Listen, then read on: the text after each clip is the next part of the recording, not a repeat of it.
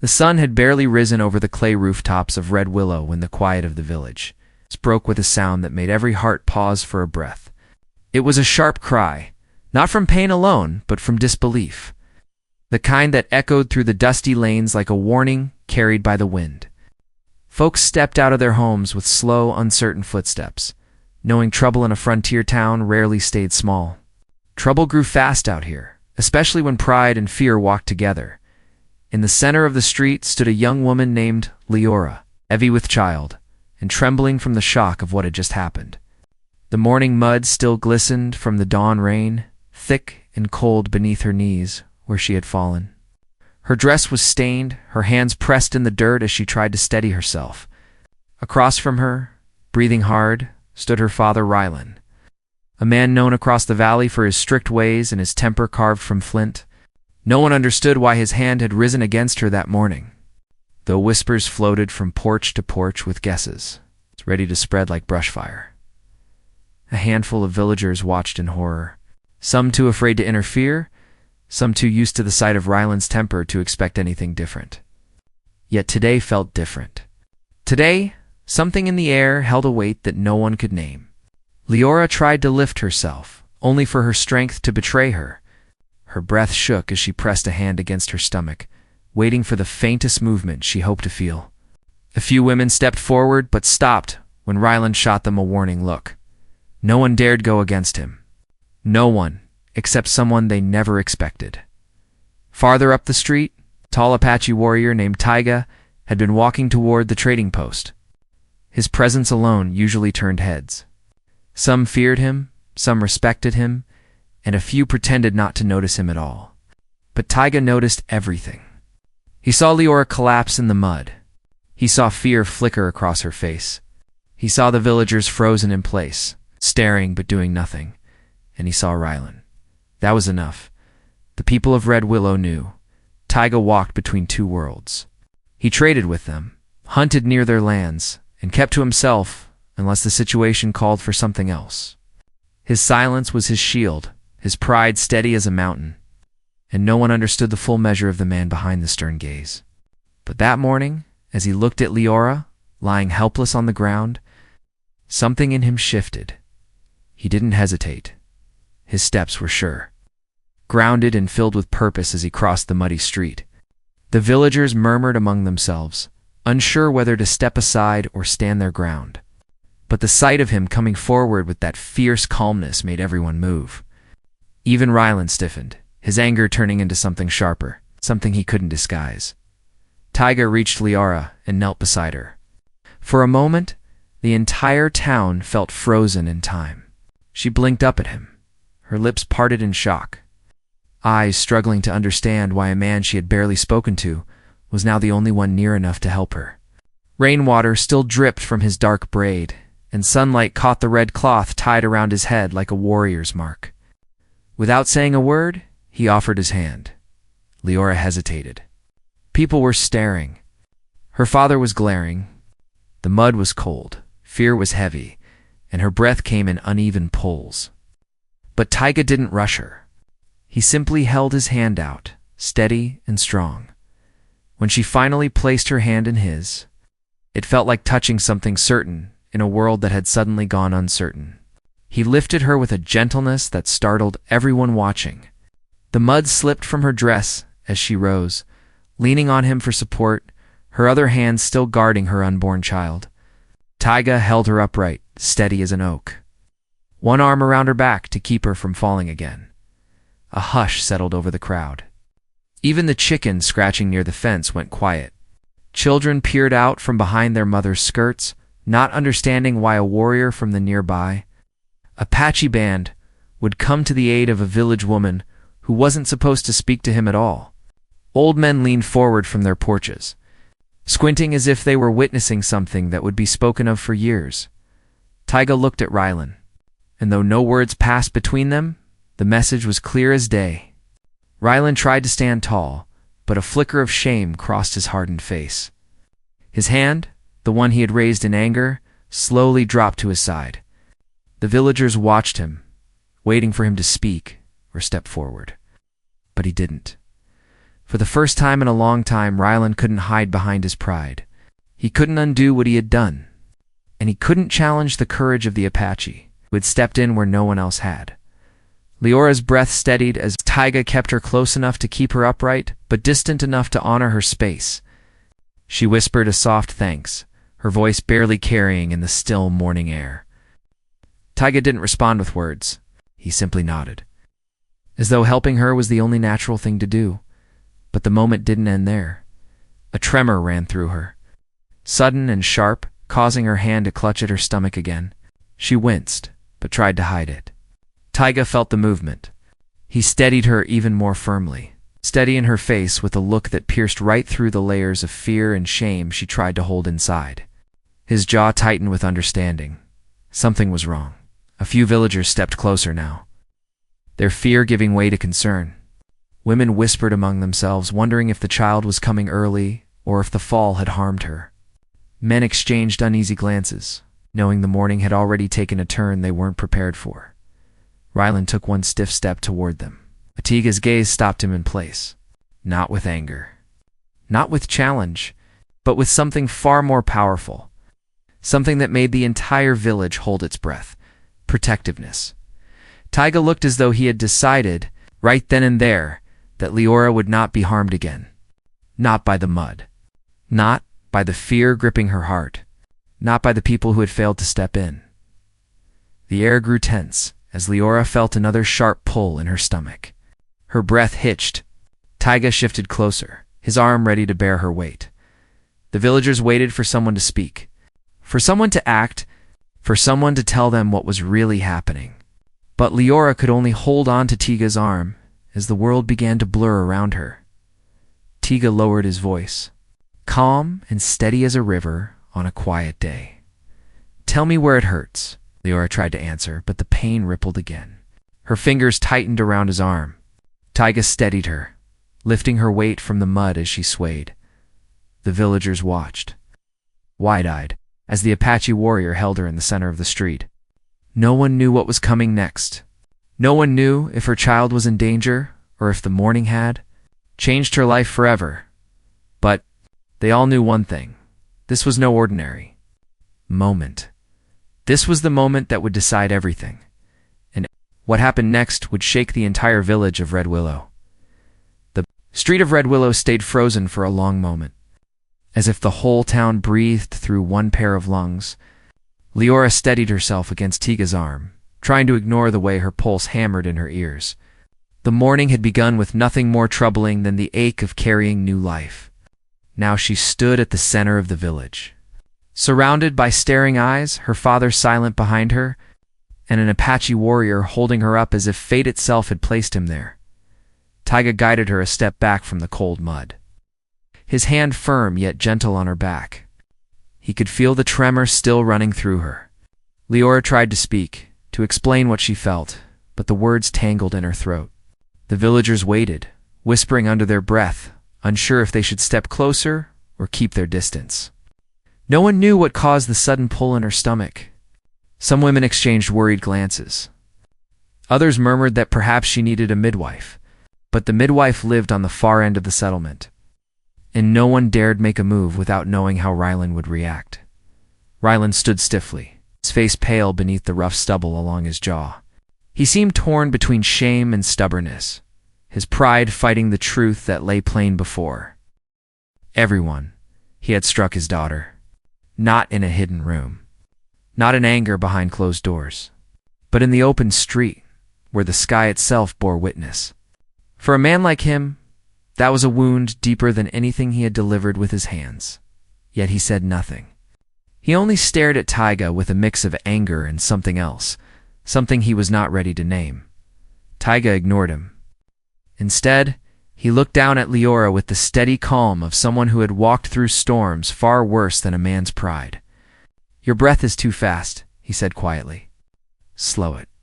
His voice was deep, grounding. Leora tried to listen, pulling air in through her nose and letting it out unevenly. Another tremor passed through her belly. She shut her eyes until it eased. When she opened them, Taiga was still there, watching her closely, not with fear, but with a strange certainty that made her chest tightened with something she didn't understand. The villagers watched the scene, their expressions shifting as the truth unfolded. For the first time, they seemed to realize that something far deeper than a single morning's fight lay beneath. Leora's trembling body and haunted eyes, and that truth began long before the rain touched the dust. Leora had lived her whole life in Red Willow.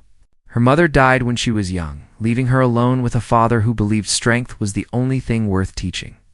Rylan was known for his rigid ways, the kind that made him respected and feared. He built his home with his own hands, raised livestock through droughts and storms, and expected nothing less than obedience from those under his roof. Leora grew up learning how to read the weather, patch a fence, lift more than most girls her age. But she also learned to swallow her hurt, hide her bruised pride, and keep her voice quiet when her father was angry. Even so, Leora never expected her life to twist the way it did.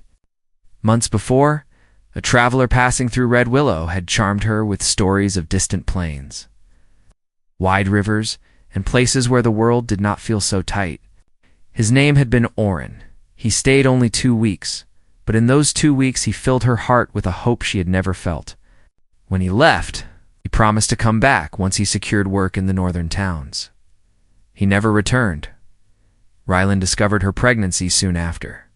Instead of asking her what happened, instead of trying to understand, he assumed betrayal. He believed she had shamed their family. Rage clouded reason.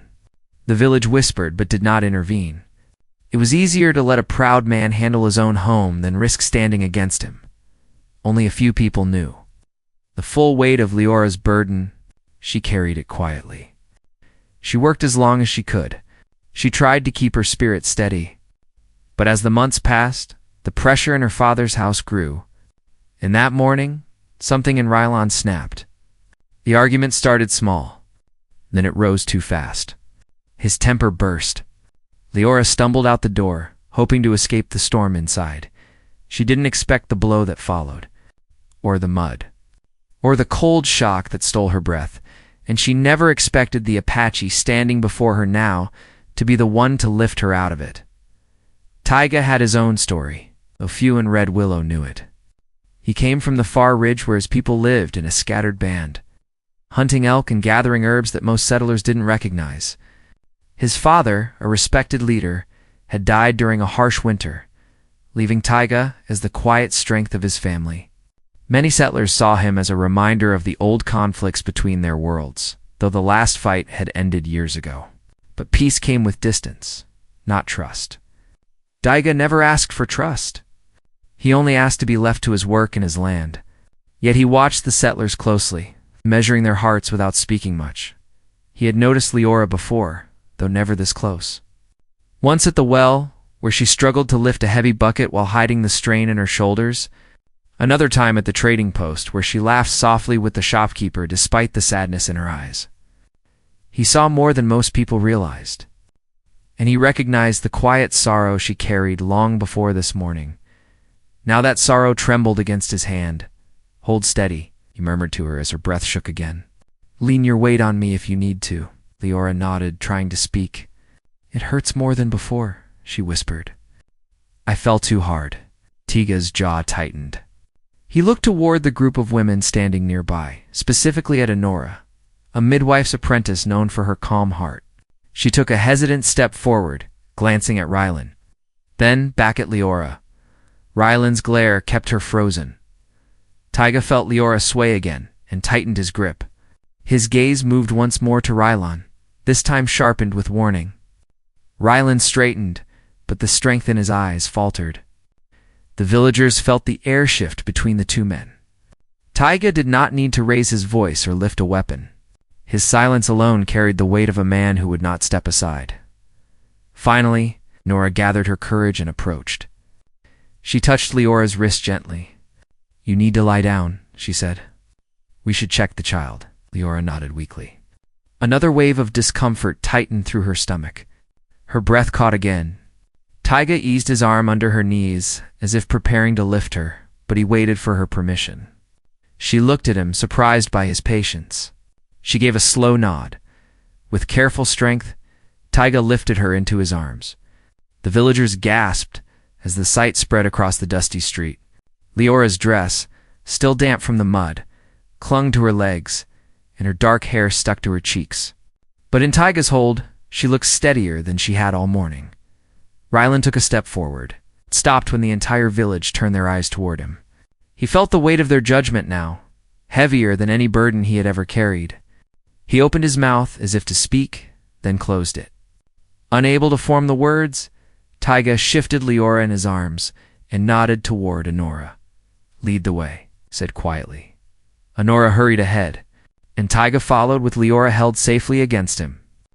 The villagers parted as they passed, some whispering, some staring in awe, others wondering what power or destiny had driven an Apache, a warrior, to take charge in the center of their town.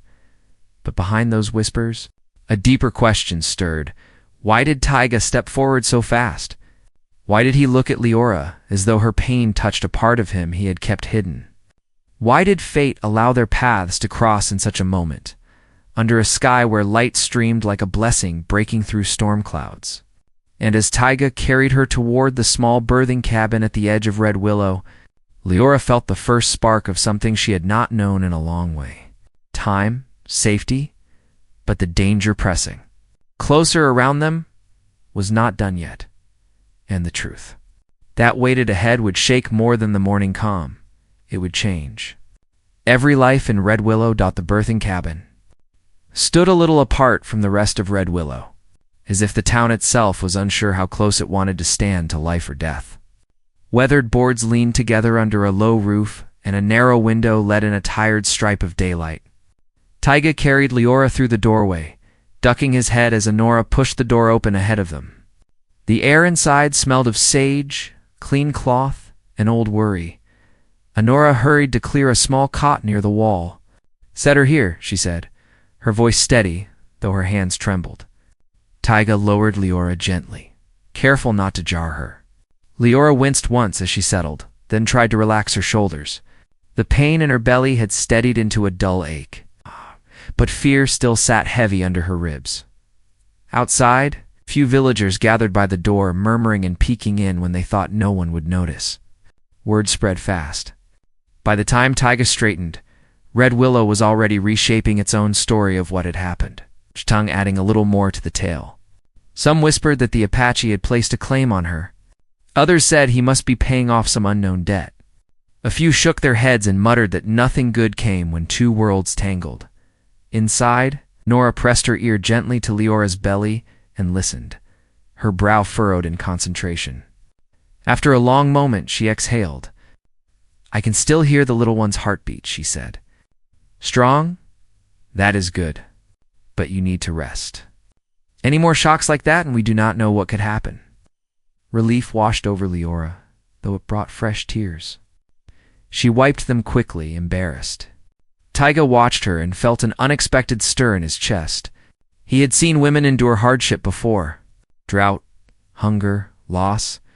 But something about the way she tried to hide her fear, even now, tugged at him in a way he did not welcome. Attachment brought danger. He knew that. Yet here he was. Honora glanced at Taiga. "You can go," she said softly. "I will stay with her." Taiga did not move. "Her father," he answered, his voice low. "Will he come here?" Nora hesitated. "He might. He is still her blood." Taiga's eyes darkened. Blood should protect. He looked toward the door.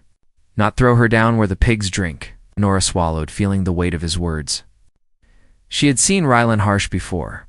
She had never seen him lose himself in rage like he had that morning. The memory of his raised hand lingered in her mind like a stain on a white cloth. Leora shifted on the cot. "He did not mean for me to fall like that," she said quietly, though even she did not know if the words were true. Habit made her reach for excuses. "He is afraid. The child carries a shame he cannot name." Her eyes drifted toward the ceiling. "Or so he believes." Taiga turned back to her. "The child carries life," he replied. "Nothing else." His simple statement settled over the room, heavier than any sermon. Honora looked at him with new respect. Leora met his gaze and saw no judgment there, only a kind of fierce honesty that made her feel both naked and strangely safe. Before anyone could speak again, the door creaked open. Ryland stood framed in the doorway, his broad shoulders casting a shadow over the floorboards. Behind him, a few villagers lingered, pretending they were only passing by. Taiga stepped slightly to the side, but did not move far. He remained close enough to reach Leora in a breath. Ryland's eyes flickered from his daughter to the Apache warrior. Shame and anger fought for space in his expression. "You can leave now," he said to Taiga, keeping his voice low but strained. "This is my family's matter." Taiga did not bow or lower his head like some men might have. He only answered with a calm that made Ryland's hands tighten into fists. "Your family's matter spilled into the street," Taiga said, "where all could see, where she fell, where your anger might have taken 2 lives instead of 1 mistake you already regret." The room went so quiet, even the wind seemed to listen. Ryland's jaw worked. He wanted to roar, to demand, to reclaim control of the moment. But the eyes of Red Willow were on him, even through the open door. Worse still, Leora's eyes were on him, full of hurt he could not bear to read. Honora stepped between them, trying to soften the edge of the moment. "What matters now is that she rests," she said. "The child is still strong, but we cannot risk more strain." Elon looked at his daughter. His voice dropped. "Are you hurt?" "I am tired," Leora answered, forcing calm. "I am frightened, but the baby is still here." She touched her belly with a quiet, protective gesture. Her words pierced Ryland's armor. He looked older in that instant, as if the lines on his face had been carved deeper by regret. "I lost my temper," he said, the admission barely more than a breath. "I saw the life inside you and thought of all that might be lost. The farm, our name, everything I built with these hands." He glanced down at his calloused fingers, then at the mud still dried along his boots. "I forgot that you are not just my fear. You are my daughter." Taiga watched him closely. The apology was clumsy and incomplete, but it was something. Still, it did not erase what had been done or the risks that remained. Outside, another figure approached the cabin. Grayson, the town's informal peacekeeper, leaned near the doorway, hat low over his eyes. He had served years in distant forts and knew both Apache and settler ways better than most. When trouble brewed, he usually stood at the center of it. Trying to keep the valley from tearing itself apart, he cleared his throat. "Rylan," he said, nodding toward the man. "Taiga, Honora." His eyes swept the room, weighing the strain in the air. "I need a word with you all. There is talk growing outside, and if we do not guide it, that talk will guide us instead." Honora glanced at Leora, who nodded faintly. "Go," Leora said. "I'll be all right for a little while." Taiga did not like leaving her, but he understood the need. Conflict was no longer just inside one house. It was spreading through the village like a dark cloud. He stepped outside with the others, leaving Honora's assistant to sit by Leora's side. The small yard in front of the cabin was crowded now. Women held baskets half forgotten. Men leaned on fence posts with tight jaws. A group of children hovered near a water barrel, their eyes wide with curiosity and fear. The story of the morning had twisted into something larger, the way stories often did on the frontier. Grayson raised his hand. "Listen," he called out, "one at a time. You all know me. I do not like shouting more than any of you, but we have a pregnant woman inside and an old anger outside, and the two do not mix well." A murmur rolled through the crowd, then quieted. An older settler, named Corvin, spoke first. "We cannot have Apache warriors carrying our women through the street," he said, stirring the air with his cane. "It will invite trouble. Their band will think we cannot tend our own. Next thing we know, they decide they are the protectors of Red Willow." A younger man answered sharply. "And we were doing such a fine job, letting a woman get struck like that in front of us." He jerked his chin toward Rylan. No one moved until Taiga did. Rylan flushed, shame burning through him again. Grayson noticed and stepped in. "This is not a trial," he said firmly. "This is a town trying to keep itself together. If we turn this into Apache against settler, we forget the center of what happened. A man lost his temper. A woman was hurt. A child is at risk. That is our truth today. Another villager, Mara, folded her arms. Truth is, some folks already did not trust the Apache near our homes, she said. Now he carries one of our own. What will people say in the next town over? They might think we have no rules in Red Willow. Grayson met her gaze. Maybe they will say we let a man of honor help someone in need. Or maybe they will twist it into whatever shape makes them feel safer, he sighed. Fear has its own tongue. Taiga listened, silent but alert. He knew the balance between his people and the settlers was fragile. His band traded meat and herbs for tools and grain. They shared the valley, if not entirely by choice. Any rumor that he had overstepped could ripple back to his own camp. To his younger brother Rail and the elders who guarded the ways of their people as if summoned by his thoughts, a slim rider appeared at the far edge of the road. It was Rail himself, guiding a paint horse with easy skill. He slid from the saddle near the crowd, his dark eyes already sharp with unease. Word reached the ridge fast. Rail said to Taiga, "They say you lifted a settler woman in front of her own people," as if claiming her. His tone was not accusing, but it carried deep concern. Some villagers stiffened at the sight of another Apache. Grayson lifted a hand again, reminding them to stay calm. Taiga stepped toward his brother. "I claimed her safety," he answered. "Nothing more. She carried a child and lay in the mud while her own father stood over her. My feet moved before my thoughts did." Rail studied him. "In your heart?" he asked quietly. Taiga did not answer. Rail's gaze slid toward the cabin. "Elders worry," he said. "They remember when settlers broke promises, when warriors bled for ground that now hosts their barns. If they hear you are tying your life to one of them, they will fear the past returning." Grayson, catching the drift of their exchange even without every word, stepped closer. "No one is tying any lives together yet," he said. "We are trying to keep one from slipping away." But the hint had already reached the ears of the crowd. Whispers rose again. The notion of an Apache and a village woman bound by more than chance stirred old fears and hidden curiosity.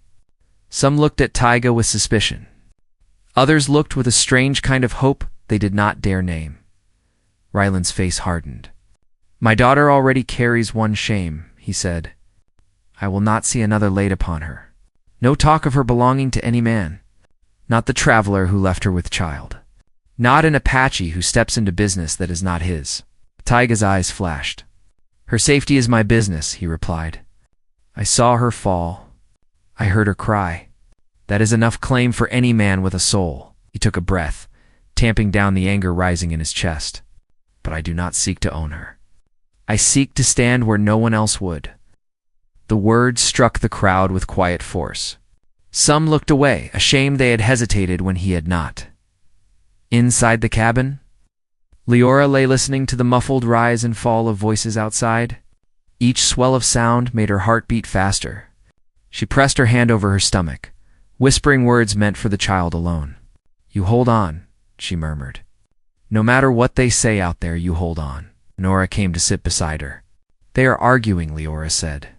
"They are trying to decide what kind of people they wish to be," Honora replied. "Sometimes that sounds the same as arguing." Leora gave a faint, tired smile that faded quickly. "If they choose wrong," she said, "the cost will be mine." Back outside, the air grew colder, though the sun still stood high. Grayson stepped to the center of the yard again. "We have two choices," he said. "We can let fear of old battles rule this place. Or we can admit that today, an Apache warrior acted with more courage than most of us." He looked at Rylan, "And we can decide what kind of father stands at your door. One who clings to pride or one who walks inside and faces the hurt he caused." Rylan's throat worked as he swallowed. The whole town seemed to lean toward him, waiting for his answer. Rail watched Taiga, wondering which way his brother's path would bend. The wind carried the faint sound of Leora's voice from inside, though no one could make out the words.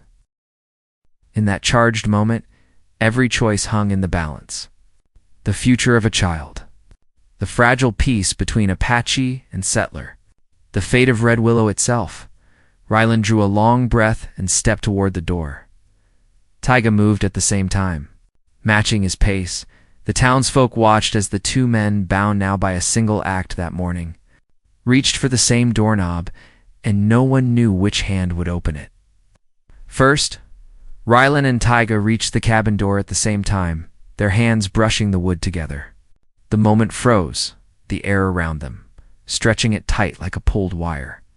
Villagers leaned in, breaths held, unsure if the next sound would be a shout, a fight, or something far quieter yet far more dangerous. Even the horses tied along the fence tossed their heads nervously. Picking up the shift in the ground beneath all of Red Willow, Rylan's fingers curled around the doorknob first. But Taiga did not step back. He remained steady, his dark gaze locked on Rylan's face, measuring the man not by his temper but by his next choice. Rylan's chest rose in a shaky breath. He was used to standing above others, used to his voice carrying weight. But facing Taiga, he sensed something different. This was not a man who could be threatened or pushed aside with pride. Taiga's strength was rooted deeper, like stone beneath soil. With a strained exhale, Rylan pushed the door open. The hinges groaned in the quiet, and warm air from inside spilled over both men. Rylan stepped in first, but Taiga followed closely, not willing to give more distance than Leora's safety allowed. Inside the cabin, the dim lights softened the rough edges of the room.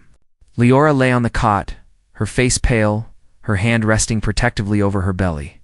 Honora hovered nearby, wringing a cloth between her fingers. When she saw the two men enter, her shoulders straightened, ready to intervene if voices rose too high. Leora's eyes flicked toward the door. When she saw her father and Taiga together, something like fear and hope tangled inside her chest. She tried to sit up, but winced. Taiga moved first, steadying her gently without taking his eyes off Rylan.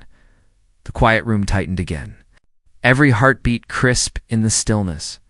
Rylan stepped forward, stopping only a few feet from his daughter.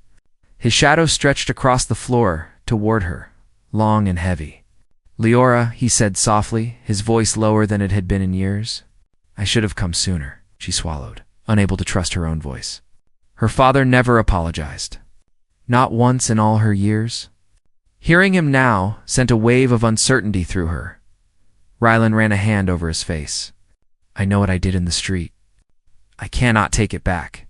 I saw fear in your eyes and knew I had put it there."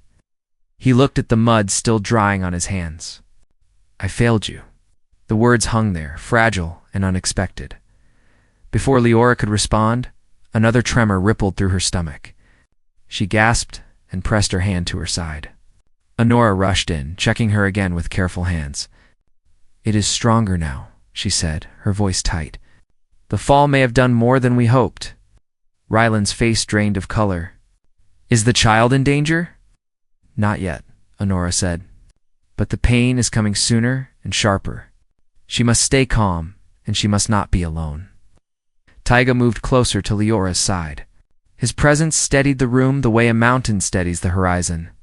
Leora grasped his wrist without thinking, grounding herself as another wave of discomfort rolled through her.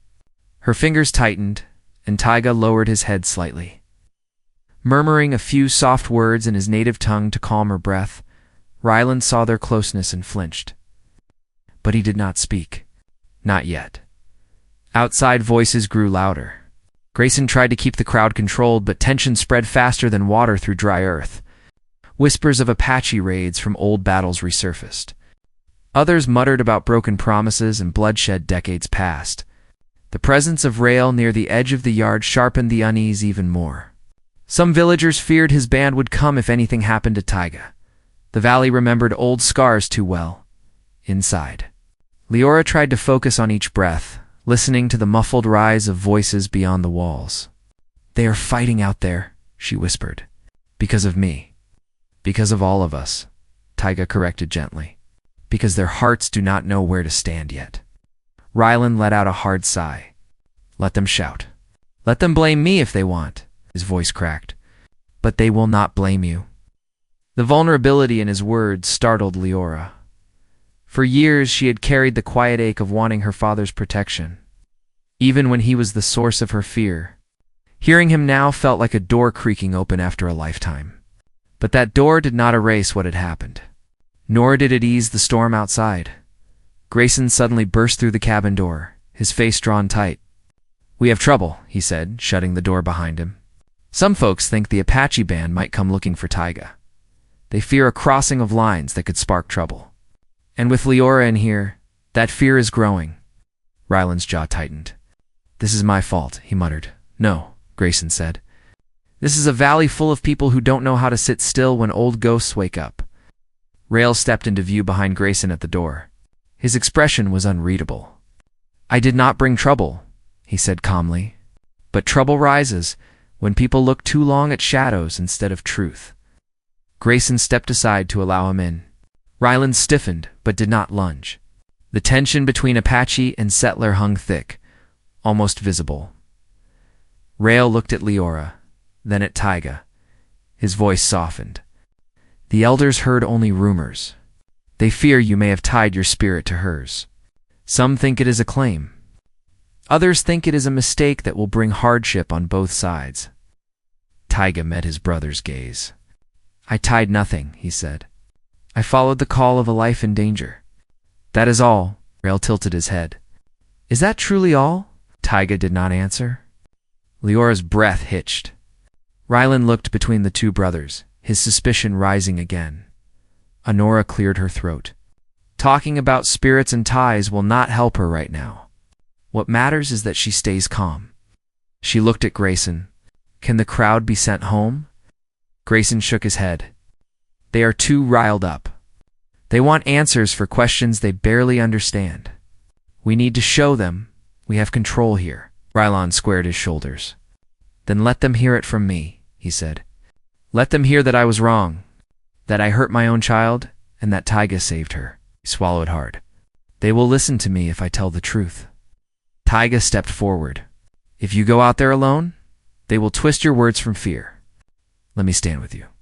For a moment, Ryland searched Taiga's eyes as if measuring the worth of that offer. Then he nodded once. Honora touched Leora's arm. "You stay here," she whispered. "Save your strength." Leora nodded, though fear curled inside her. She watched as her father and Taiga walked side by side toward the door. Two men from two different worlds, stepping into a storm they did not start, but now had to face. Grayson followed them, ready to keep order. Rail stayed inside, understanding that the crowd outside needed fewer triggers, not more. As the door opened, the sound of raised voices swept in like a cold wind. Leora's heart pounded. She reached for Taiga's hand before he stepped fully outside. He paused and looked back at her. She gave his fingers a small squeeze, fear and trust woven together. He answered with a nod, then let her hand slip away. Outside, the village yard was packed. Men with clenched fists, women with worried faces, young boys trying to look brave. A few horses stomped nervously. The dust kicked up in restless swirls. Ryland stepped forward first. The crowd quieted a bit, waiting. "I wronged my daughter," he said, his voice carrying across the yard. "That is the truth. I let fear take hold of me. Taiga did what none of us did. He stepped forward to protect her, when I was the reason she needed protecting." A wave of murmurs rolled through the crowd. Corvin shook his head. "Yet you stand beside the Apache now." "What does that say?" Ryland's voice rose. "It says that a man who protects my daughter deserves my respect." The crowd reacted sharply. Some were swayed. Some were angered. Old prejudices clawed upward. Taiga stepped beside Ryland now, tall and steady. Silence followed. "I want no fight," Taiga said. "I do not seek your anger. I do not want your land. I want her safe." His voice carried a calm weight that commanded attention. "Do not bring old battles to her door?" A sudden shout burst from the back of the crowd. "Then why is your brother here? Why are more of you coming?" Rail stepped forward inside the doorway, visible but not outside. He spoke clearly. "I came because the valley speaks fast. I came alone. No warriors follow. We do not want war with you," another man shouted. "But if Taiga takes her as claim, what then?" Taiga's breath tightened. He almost answered, but a cry cut through the air before he could speak. Low it was sharp. Oh. Strained, filled with pain. Everyone turned. Honora burst through the doorway. The pains are worsening. Something is happening. Fear shattered the crowd's tension like a stone splitting ice. Rylan rushed inside. Taiga followed, his breath quickening. The villagers trailed close behind, uncertain yet drawn by the urgency. Leora lay trembling on the cot, her breath erratic, her hands gripping the blankets. Sweat beaded her forehead. Honora knelt beside her, panic flickering behind her calm facade. "She is too early," Honora whispered. "Something is wrong." The room spun as Rylan fell to his knees beside his daughter. Grayson hovered at the doorway. Rael watched silently, sensing the moment shifting into something greater than fear or conflict. Taiga moved to Leora's side, his hands steady even as his heart pounded. "Stay with me," he said softly. She opened her eyes, searching his face through the pain. Outside, the storm of fear quieted. Inside, a different kind of storm gathered, and the next breath in that little cabin would decide everything still. Hanging by a thread, Leora's cry pulled every breath out of the cabin, leaving the room suspended in a painful stillness before voices and movement rushed in to fill the space again. Honora acted first, guiding Leora's trembling hands down and steadying her shoulders. Taiga stepped close, placing his palm against her back to help her sit upright. Rylan pressed his forehead to her hand, whispering words she had not heard from him since she was a child. Grayson stood guard at the door, keeping the crowd from pushing inside. Rael moved closer, but stayed quiet, understanding that the room held something sacred in that moment. Leora gasped through another wave of pain. "I cannot," she whispered, gripping Tiga's wrist with such strength his knuckles paled. Tiga leaned closer. "You can," he answered, calm and sure. "You already have. You survived a fall. You survived fear. Now breathe." His words, simple yet steady, washed over her like warm water over cold hands. Honora checked her again, then looked up with a mixture of relief and urgency. "The child is coming," she said. "It is early, but not too early. If she keeps her strength, the baby will come safe." Rylan's breath broke with emotion. He wiped his face. "I will not leave this time," he murmured, taking Leora's other hand. For a moment, the old hurts, the pride, the anger, and the mistakes faded. All that remained was a father trying to stay steady in a moment that demanded everything from him. Outside, the villagers quieted. News spread quickly that the child was coming. The arguing melted into a hush as people realized this moment was bigger than ancient grudges or fearful whispers. Honora leaned over Leora. "When the next pain comes, listen to me. We will get through this slow and steady. No rushing." "No fear?" Leora nodded, though worry shook her voice. "Is the baby strong enough?" Nora smiled gently. "Strong enough to give you a message right now," she said. "This child wants to see the world." The next wave came harder than the last, but this time Leora was not alone. Taiga anchored her from behind, holding her steady as she bore down with a cry that filled the room. Rylan whispered encouragement.